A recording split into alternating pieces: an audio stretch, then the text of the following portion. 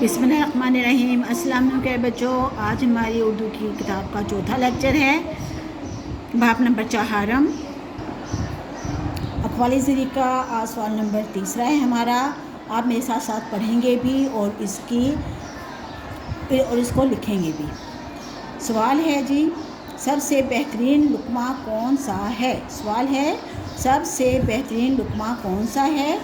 جواب ہے، سب سے بہترین لقمہ وہ ہے جو اپنی محنت سے حاصل کیا